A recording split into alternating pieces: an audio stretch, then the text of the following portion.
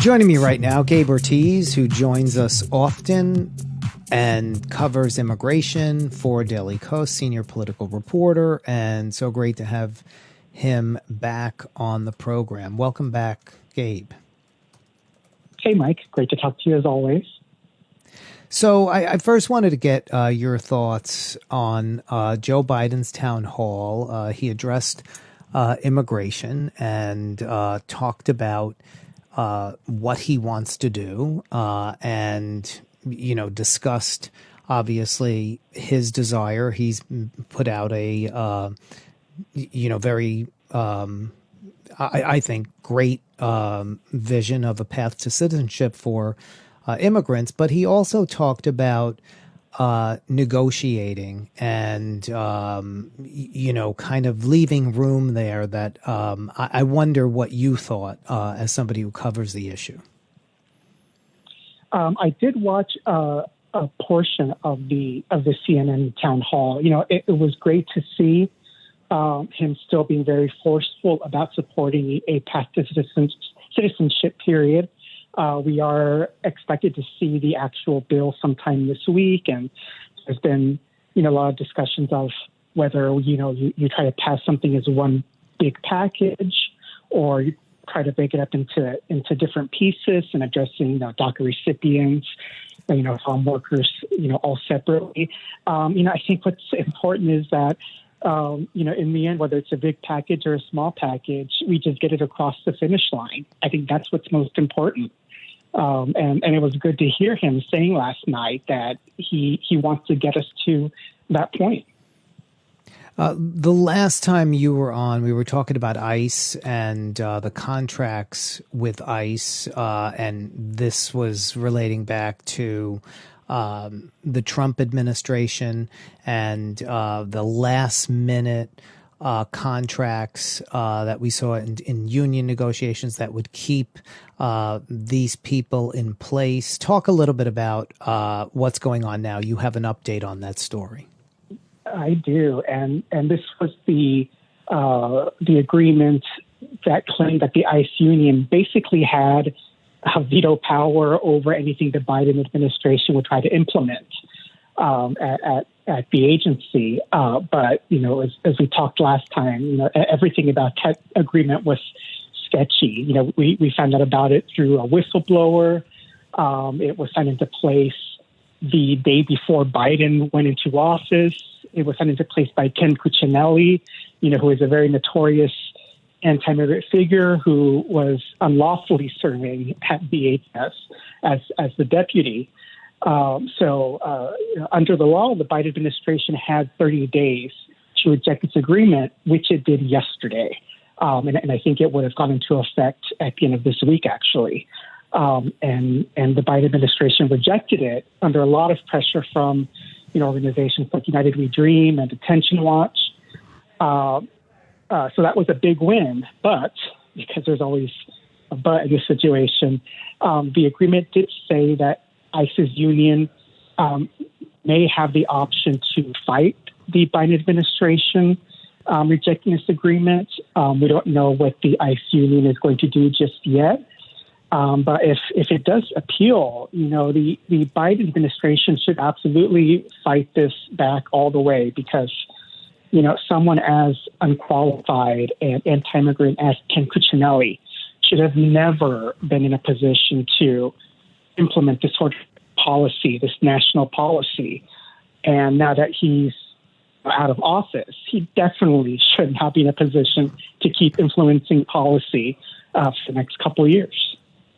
And he did it on the way out the door, and you would think any court would say that was wrong, except, the union may think they've got Trump-supporting judges in the pipeline to help them out.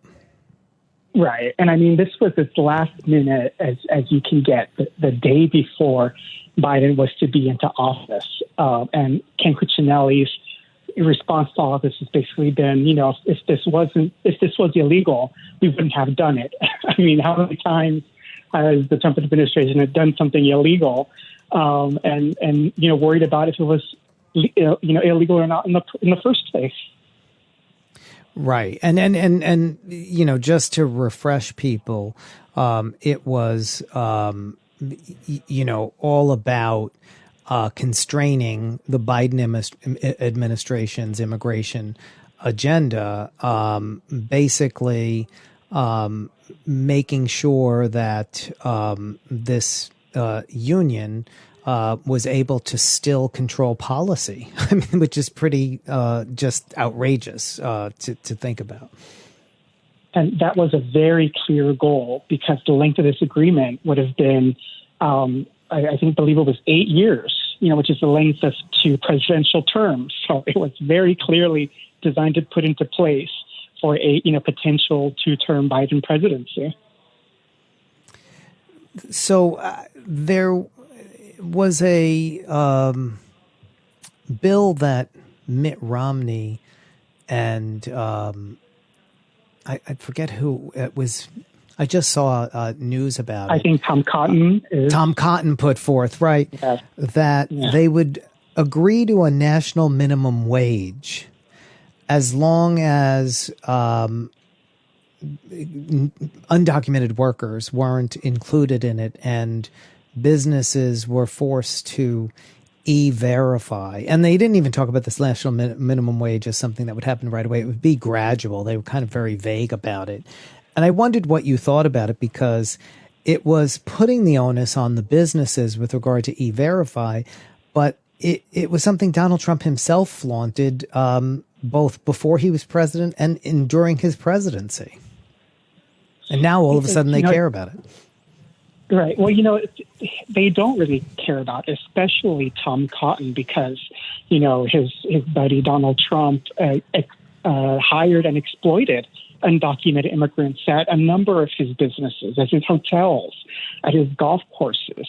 So this just seems more like, just a wedge issue, a messaging issue, where they want to look like they're, all for working class people, for middle class people, but then they want to insert something anti-immigrant in it. And, and then to see Mitt Romney join on to this, after he did vote for impeachment, he did something right, but then he goes back to his anti-immigrant roots and joining with somebody like Tom Cotton on this bill. Remember that Mitt Romney, back when he ran for president, he stood on a stage and said that if the DREAM Act were to come in front of him on his desk, he would veto it. And so here we have Mitt just going all the way back to his anti-immigrant roots here. I think it's so important to underscore that because Mitt Romney, people have such short memories, and Mitt Romney has been certainly in these last few months, right, and then these last year or two of Trump's administration, seeming like he's one of the moderate, quote unquote, of course there are none anyway, but you know what I mean, senators, right, because he stood up to Trump, but he's a transphobe. He made that horrible comment to the education secretary nominee about, sports and having, boys playing with girls, misgendering, trans kids. And it was really ugly. And he was actually taking up on something Rand Paul started. Like here he's teaming up with Tom Cotton, and there he was teaming up with Rand Paul. And then yesterday he came out against the Equality Act. And, I remember when he was the governor of Massachusetts, and he was against marriage equality because he said, gays are having children and it's not right and it shouldn't happen. So he really needs to be exposed. There's too much kind of, thinking of like, everything is relative. And so the Republican Party is right wing and then, cuckoo crazy extremist on the other side. That's the spectrum, right? Teaming up with somebody like Tom Cotton is about as, anti-immigrant as you can get in the Senate. I mean, this is a guy who a couple of years ago, maybe 2 or 3 years ago, introduced an immigration bill to limit immigration. And of course, the hate groups loved it. And here we are now that Mitt Romney, who supposedly is, one of the moderates, is now teaming up with him on this. Yeah, it's just hideous. As Joe Biden works on the COVID-19, relief bill, economists are asking him to protect undocumented immigrants, and you write about this as well. And of course, we're going to see again the pushback from the right of like, these people should be at the back of the line. Talk a little bit about that. And they really, it's about 60 economists. And they really tie together how essential it is that any economic recovery package include a space for undocumented immigrants. We've talked about this many times on the show before. Millions of undocumented people work in essential services during this pandemic, 250,000 in healthcare roles, hundreds of thousands more in agriculture, ensuring that we can all eat during all of this. And something that these economists know is that a path to citizenship isn't something that is going to benefit only undocumented families, because immigration reform would be something that would benefit all families, all Americans. It would increase wages, income for families by billions. So a path to citizenship isn't just about permanent protections for these families. It's about economic recovery for everybody. So, as I mentioned earlier, the administration is expected to release the details on the bill, the wording of the bill this week. So we will see a lot of talk about this. As you mentioned, we're going to be seeing a lot of blowback as well from the anti-immigrant groups. But I think what we have to remember is that they're going to keep framing an immigration bill as an us versus immigrants thing, when in reality, immigration reform is something that's going to benefit us all and will help the recovery for everyone. When last we spoke, we also talked about Trump's hideous, ugly symbol of hate, the wall on the border, and what was going to happen because there was already a lot of barrier that had been created that wasn't holding up very well. And then there were all these contracts and all of these people still working. And the whole issue now became about, you're going to stop workers and all of this kind of thing. After Biden was inaugurated, he went to work. And one of the first things he did was order that, the wall was not going to be paid for anymore, that construction was going to stop. Talk a little bit about what we're hearing now from the industry. Well, in terms of the wall, as you mentioned, there was a proclamation on day one of Biden's presidency ordering a stop to construction within 7 days, and that would be so that the administration could reassess the legality of the project. And, of course, we all know it wasn't an illegal project.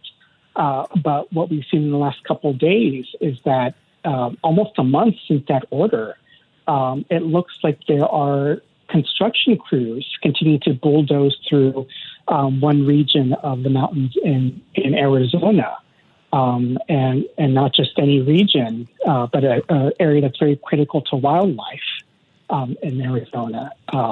So if this video shows what we think it's showing, it's a construction crew violating a presidential order to stop construction. And, to me, I don't think it would be entirely a shock if contractors were knowingly violating Biden's order, because many of these contractors were favored by the Trump administration. There was a very corrupt push to get these companies these massive federal contracts. So what advocates. But it's a little bit confusing. Like, okay, they were told, or the administration decided they were stopping construction. Obviously, contracts are contracts; they're written, so you still get paid for the contract, I presume, right? But you just have to stop construction. They're just like that's like a great deal. Like, wow, we don't have to do any work, and we're getting the money anyway. But what you're saying right. is they're still working because they're just zealots who want to create a wall, maybe. I believe that's what's happening right now. Again, because a lot of these companies were so favored by the Trump administration. So it would not be surprising to me if some of these companies were just continuing on because of their own, loyalty to the Trump administration, and just to stick it to Joe Biden. I mean, how many times have we seen, a sort of vindictiveness that was common in the past administration? And even if Joe Biden were to terminate these contracts, there have been big pushes for him to do that. A lot of these companies would still get, these massive fees for their contracts being canceled. So there's really no monetary loss for them here. So they're continuing on because they want to see this project continue. Right, and it's just part of the cult of Trump, and it's just, there's so much damage that was done, and we're seeing the Biden administration trying to undo it. They also now are dealing with what the Trump administration had done to the naturalization test. Tell us a bit about that. And we just have a minute, but I wanted to get into that. The Trump administration had implemented all sorts of changes to the tests that were clearly all, very much part of their radicalism, like asking questions like, who does a U.S. senator represent? And the correct answer is everybody in their state. The Trump administration had changed that to citizens in their state. So there's this very clear line of the administration, and its attack on the census going through this test. The Biden administration is thankfully not only just removing those questions, but is going back to a 2008 version of the test. So it's a very great move that we're seeing here. That's good to hear. Always great to have you on the program. There's never enough time with all of the issues that you cover and write about. We really do appreciate it. People should go and read your work for so much more on Daily Kos. Thanks so much, Gabe, for coming on today. Of course. Thank you, Mike. Daily Kos political reporter, senior political reporter, Gabe Ortiz. You can follow him on Twitter at Tusk81. We're back in a couple of minutes. Michelangelo Signorile on SiriusXM.